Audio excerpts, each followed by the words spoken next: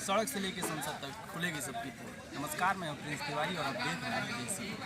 आज मौजूद हैं गोरखपुर विश्वविद्यालय के एक पुरातन छात्र के पास, जो छात्र गोरखपुर में एक अलग तरीके से अलग कार्य करके अपना नाम पूरे गोरखपुर विश्वविद्यालय और पूरे गोरखपुर क्षेत्र में अपना परचम लहराते हुए अपना एक जो औचित्य है वो गोरखपुर विश्वविद्यालय में अपना एक स्टॉल डाल के यहाँ कैंटीन लेके एक स्टूडेंट लस्सी का नाम आप लोगों ने सुना होगा, जिसका नाम अब किसी परिचय का मोहताज नहीं रह चुका है। हम उस शख्स के साथ मौजूद हैं जिन्होंने गोरखपुर लस्सी स्टूडेंट लस्सी को एक बड़े स्टेट लेवल पे पहुंचा के इसको एक क्या कहते हैं उत्तर प्रदेश सरकार से युवा पुरस्कार भी पा चुके हैं। आइए इनसे बातचीत करते और जानेंगे कहां से शुरू हुआ स्टूडेंट लस्सी का सफ़र और यहां तक पहुंचने में कितने संघर्षों का सामना करना पड़ा है। सबसे पहले स्वागत है आपका हमारे इस कार्यक्रम में। धन्यवाद प्रिंस भैया। मैं दीपक हूँ। स्टूडेंट लस्सी की शुरुआत हम लोगों ने 2019 से की और मैं पुरातन नहीं हूँ, इन्होंने पुरातन कहा। मैं पॉलिटिकल साइंस डिपार्टमेंट से रिसर्च स्कॉलर हूँ, शोध का छात्र हूँ। और ये 2019 से हम लोगों ने शुरुआत की स्टूडेंट लस्सी आइसक्रीम के छोटे छोटे ठेलों से। अब दुर्भाग्य ये रहा कि एक साल तो हम लोगों ने बहुत बढ़िया किया, लेकिन अगले 2 सालों में हमको कोविड ने वो तो पूरी दुनिया को उस महामारी ने प्रताड़ित किया, तो उसमें हम लोग भी शामिल थे। हम लोग जैसे ही शुरू करते थे कोविड आ जाता था, जैसे ही शुरू करते थे कोविड आ जाता था। इस चक्कर में हम लोग कर्जे में लग गए, हम लोग का पैसा बर्बाद हो गया, जितनी भी सेविंग्स थी वो ख़त्म हो गई। लेकिन जो हम लोग के जो शुभचिंतक थे वो हम लोगों को प्रोत्साहित किए और बैकअप दिए। उन्होंने हमको और पैसे दिए कि तुम लोग इन्वेस्ट करो, अच्छे से करो। तो हम लोगों ने दूसरे तरीके से ठेले डिज़ाइन किए। इस बार हम लोगों ने उसमें डिफ्रीज़र सेट किया और हम लोगों ने अपनी कैपेसिटी बढ़ाई। अब 2019 में आइसक्रीम के छोटे छोटे ठेले थे, अब उसमें हम मैक्सिमम कैपेसिटी रख सकते थे लस्सी की 100 लस्सी। तो बार बार पहुंचाना पड़ता था, बार बार वो दिक्कतें होती थी। इस बार हम लोगों ने 240 से 320 लीटर का डिफ्रीज़र ही सेट कर दिया ठेले पे, और उस पर हम लोगों ने लगभग एक ठेले से 2-2 कुंटल लस्सी बेची, 200 लीटर लस्सी बेची। तो इस तरीके से हम लोगों का जैसे जैसे सफ़र आगे बढ़ता गया। और सबसे बड़ा योगदान रहा हम लोग के प्रोफेसर्स का, जैसे दिव्या रानी मैम हुई, अनुपम भैया हुए। तो इन लोगों ने एकदम अपने बच्चे की तरह हम लोगों को गाइड किया कि मतलब कहीं भी गड़बड़ होती थी तो वार्न करते थे, देखो यहाँ गड़बड़ हो रहा है, ऐसे गड़बड़ हो रहा है, तुम लोग सही करो। तो उन लोगों के मार्गदर्शन में और प्लस हमारे दोस्तों के साथ, जो दोस्तों का साथ रहा, उन्होंने हमको प्रमोट किया। जैसे संजीव हुए, उन लोगों ने हम लोग को प्रमोट किया और इस तरीके से धीरे धीरे ताकत दी आगे बढ़ने के लिए। तो मान लीजिए गर्मी के दिन में तो लस्सी चल जाता था, उस समय लगातार विश्वविद्यालय भी चलता था, गर्मी का दिन रहता था, लोग ठंडे लस्सी का लुत्फ उठाते थे। लेकिन ठंडी के दिन में आप लोगों को किस तरह के संघर्षों का सामना करना? ठंडी के दिन तो हम लोग डंप हो जाते थे, बहुत दिक्कत हो जाती थी। अब चूँकि हम लोग का ठेले का सेटअप था तो ये दिक्कत होती थी कि उसको पूरा नया सेटअप करना पड़ता था, क्योंकि 7-8 ठेले थे। अगर कहीं भी गड़बड़ होती थी तो बहुत भारी नुकसान हो जाता था और उतना एक्सपीरियंस नहीं था। और दूध जो है वो जल्दी फट जाता है। दही का तो 1-2 दिन लाइफ है, लेकिन दूध का नहीं लाइफ है। जैसे मान लीजिए हम लोगों ने ठंडी में शुरुआत की गर्म दूध की। अब दिक्कत ये हो गई, जिस दिन ज़्यादा गर्मी हो जाती थी उस दिन हम लोग का दूध खराब हो जाता था। और तब हम लोगों ने फल मंडी में रात में दूध लगाया और पूरी रात दूध चलाते थे। अब दिक्कत ये रहती थी कि पूरा दिन हम लोगों को जगना पड़ता था। तो इतनी दिक्कतें थी बस एक सेटअप से और लोकेशन की वजह से। लेकिन अच्छा ये रहा कि माननीय कुलपति जी के सहयोग से, गोरखपुर विश्वविद्यालय परिवार के सहयोग से और आप लोगों के सहयोग से उन्होंने स्टार्टअप इंक्यूबेशन में हम लोगों को जोड़ा, नई योजनाएं लाई और ये कैंटीन आवंटित की हम लोगों को। तो अभी जो दिक्कतें आती थी चाय, दूध, ये सब चीज़ों में ठंडी में, वो हम लोग का लगभग प्रॉब्लम सॉल्व हो गया। तो आप युवाओं के लिए क्या कहना चाहेंगे, जो युवा स्टार्टअप करते हैं, स्टार्टअप भी सोचते हैं और एक अचानक से सब अपना पूंजी इसमें लगा देते हैं, अपना मैन पावर लगा देते हैं, उन युवाओं के लिए आप क्या कहेंगे? देखिए, मैं तो ये चाहूँगा कि छोटे से शुरुआत करो। हम लोगों ने तो आइसक्रीम के ठेले से शुरुआत की, छोटी छोटी पूंजी लगाई, लोगों से फीडबैक लिया। देखिए, सबका मॉडल अलग होता है।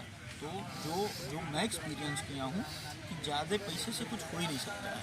ज़्यादा पैसा रहेगा तो वो ज़्यादा खर्च होगा, कम पैसे में भी हम वो काम कर सकते हैं। जैसे मान लीजिए ये लोकेलिटी देखिए, ये हम लोगों ने सिर्फ 3 दिन के अंदर 8-10 हज़ार रुपये लगा के इसको सुंदर बना दिया। जितना कबाड़ था, जितना अगल बगल कबाड़ था, उसको हम लोगों ने रंग पोत के सारी चीज़ें सही कर दी। अब ये अच्छा रहा, अधिक पैसा रहा होता तो हम लोग अधिक इन्वेस्ट किए होते हैं, लेकिन हम लोग के पास उतना पैसा ही नहीं था। कम खर्चे में ज़्यादा, कम खर्चे में ज़्यादा। तो हमको ये एक्सपीरियंस हुआ कि एकदम कम पैसे में भी हम लोग अधिक पैसे वाला काम कर सकते हैं। तो हम क्यों अपनी पूंजी फंसाएं? हमको छोटी शुरुआत करनी चाहिए। छोटी शुरुआत से धीरे धीरे आगे बढ़ना चाहिए। अगर हम चाहेंगे कि एक ही साथ सारी चीज़ें हो जाएं, तो ये तो नियर टू इम्पॉसिबल है। हो सकता है हो, लेकिन ये जो मेरा एक्सपीरियंस रहा है वो तो गड़बड़ रहा है। एक साथ ज़्यादा पैसा लगाना मतलब गड़बड़ बात है। तो छोटी शुरुआत करनी चाहिए और अच्छी शुरुआत करनी चाहिए। मतलब आप युवाओं को ये संदेश दे रहे हैं कि आराम से और छोटा इन्वेस्टमेंट करके आगे धीरे छोटे कदमों के साथ आप आगे बढ़ें। जैसे ही उकताएं, जैसे ही आपको लगा कि आपको ज़्यादा पैसा कमाना है या पैसा नहीं आ रहा है, उसी दिन से गड़बड़ हो जाएगी चीज़ें। आपको बहुत पेशेंसली, कभी हो सकता है कि भूखे सोना पड़े, कभी हो सकता है कि आप कर्जे में रहें साल 2 साल, या वो ख़त्म हो जाएगा, सब पक्का ख़त्म हो जाएगा। लेकिन अगर आपके पास पेशेंस रहा और अगर आप मार्केट में टिके रहें, तो अब कोई समझ पा रहा था कि हम लोग जितनी लस्सी हम लोग बेच पा रहे हैं उतना लस्सी बिक पाती। लेकिन अब गर्मी के दिन से ठंडी के दिन में आके इतना बड़ा सेटअप लगाना संघर्ष का विषय था। और जो गर्मी में हम लोग बेचते हैं वो तो हम लोग लस्सी बनाते अब समझिए कि आधी रात गुजर जाती है। तो ये आप लोग का प्यार ही है और वो एक प्रोसेस है। उस प्रोसेस के अकॉर्डिंग हम लोग आगे चलते हैं, चीज़ें होती हैं। बहुत बहुत धन्यवाद दीपक जी, हम लोग के साथ जुड़ने के लिए। अब इस विश्वविद्यालय के एक छात्र नेता हमारे साथ मौजूद हैं, अब उनसे जानेंगे कि इस स्टूडेंट लस्सी का संघर्ष इन्होंने भी देखा है और इनका क्या राय है अभी जो स्टूडेंट लस्सी का इतना बड़ा परचम है इसके लेते। देखिए, मैं दीपक जी को लगभग सन 2016 से जानता हूँ। हम लोग विद्यार्थी परिषद में साथ में कार्य करता रहे। दीपक जी शुरू से जुझारू और संघर्षशील व्यक्ति के रूप में इस विश्वविद्यालय में रहे, जब से मैं जानता हूँ। चाहे वो एक विद्यार्थी के रूप में हो, दीपक जी PhD कर रहे हैं, चाहे वो एक युवा उद्यमी के रूप में। मैंने कहीं पढ़ा है कि कोई व्यवसाय करने के लिए पूंजी से अधिक आपके पास आइडिया होना चाहिए। एक बड़ी पूंजी से अधिक बड़ा आइडिया आपके पास होना चाहिए। दीपक जी ने निश्चित रूप से यहाँ के विशेषकर पूर्वांचल के युवाओं को एक संदेश दिया है कि अगर आपके पास बड़ा पूंजी नहीं है, आप एक सामान्य परिवार से आते हैं, तब भी आप अपने स्वप्नों को जी सकते हैं, आप अपने सपनों को पूरा कर सकते हैं, आप अपने सपनों के लिए लड़ सकते हैं। और दीपक जी ने ये करके दिखाया। जैसा कि दीपक जी ने बताया कि शुरू में ये लस्सी का व्यवसाय किया करते थे, लेकिन लस्सी चूँकि आप कह सकते हैं कि मौसमी व्यवसाय हो जाता, और उसके बाद एक आइडिया लाना, उस आइडिया को जल्दी क्रियान्वयन करना, और कहीं ना कहीं देखिए, योजना बनाना अलग बात होती है और उसका क्रियान्वयन कहीं ना कहीं अलग बात होता है। दीपक जी ने योजना बनाने का जितना अच्छा कार्य किया, उतना ही अच्छा कार्य दीपक जी ने कहीं ना कहीं उसके क्रियान्वयन क्या किया। और दीपक जी से मुझे लगता है कि युवाओं को सीखना चाहिए, युवाओं को सीख लेनी चाहिए। और मुझे लगता है कि हम जैसे युवाओं को, आप जैसे युवाओं को, तमाम सारे, आप भी एक युवा मुझे लगता है कि स्टार्टअप कर रहे हैं। जैसा कि देश, आज भारत बहुत बड़ा देश है, जनसंख्या के दृष्टिकोण से देखें तो विश्व का दूसरा सबसे बड़ा देश है। सबको सरकारी नौकरी दे पाना मुझे लगता है असंभव है। मैं बड़े ही जिम्मेदारी से कह रहा हूँ कि असंभव है। उसके बाद अगर आपको जीविकोपार्जन है, तो एक बड़ी जीवन के लिए अगर आपको अपने जीवन को आगे बढ़ाना है, तो आप इसी प्रकार के उद्यमों के माध्यम से अपने जीवन को जी सकते हैं। और दीपक जी ने ये करके दिखाया है। दीपक जी को बहुत शुभकामनाएं भविष्य के लिए। दीपक जी बड़े उद्यमी बने। दीपक जी समाज सेवा का भी कार्य कर रहे हैं, इसके लिए भी आपको शुभकामनाएं। बहुत बहुत धन्यवाद। आप दोनों लोगों का बहुत बहुत धन्यवाद। जैसा कि आप लोगों ने देखा कि कैसे इन दोनों लोगों ने अपनी बातों को रखा और बताया कि कैसे युवाओं को पेशेंस और धीरज धैर्य के साथ आगे बढ़ना चाहिए, अपने कार्य को धीरे धीरे छोटे छोटे स्टेप में आगे बढ़ाना चाहिए। इसी के माध्यम से फूड ब्लॉगर, अच्छा, हमारे साथ एक फूड ब्लॉगर भी हैं, इनसे जानेंगे कि यहाँ का टेस्ट कैसा। सबसे पहले तो ये बताइए आप। जी, सबसे पहले तो थैंक यू हमारे ओपिनियन देने के लिए। एंड दीपक भैया तो हमारे परमानेंट मोटिवेशन रहे हैं। जब इनका मैं मदन मोहन में जब MBA कर रहा था, तब मैंने इनके आउटलेट पे जाना शुरू किया था। एंड जो रील का रिस्पांस आया था मुझको वही देख के लग गया था कि गोरखपुर के लोगों में सूर्य लस्सी के प्रति कितना प्रेम है और कितनी उनके प्रति मतलब जो प्यार है ना वो दिख जाता है कि मतलब लोग इतनी सपोर्ट करते हैं। फिर जब इनके आउटलेट पे भी मैं आया था गोलघर के पास, तो वहाँ पे भी मुझे अच्छा रिस्पॉन्स दिखा था एंड लस्सी का स्वाद भी बहुत अच्छा था। और अभी कुछ दिन पहले ही इन्होंने यहाँ पे भी डीडी में भी अपना एक आउटलेट ओपन किया है, तो मैं वाकई गौरवान्वित हूँ एंड बहुत ही मतलब मेरी खुशी है कि मतलब भैया जनता जी को टेस्ट के बारे में भी आपने, मैंने देखा शायद मैगी खा रहे थे आप यहाँ, जी जी जी। तो मैगी का टेस्ट, चाय का टेस्ट शहर के अन्य चाय की दुकानों से, ठेलों से कितना अलग है? मैगी का टेस्ट मुझे मतलब वाकई दीपक भैया के हाथ से बना था तो मुझे बहुत ही अच्छी लगी।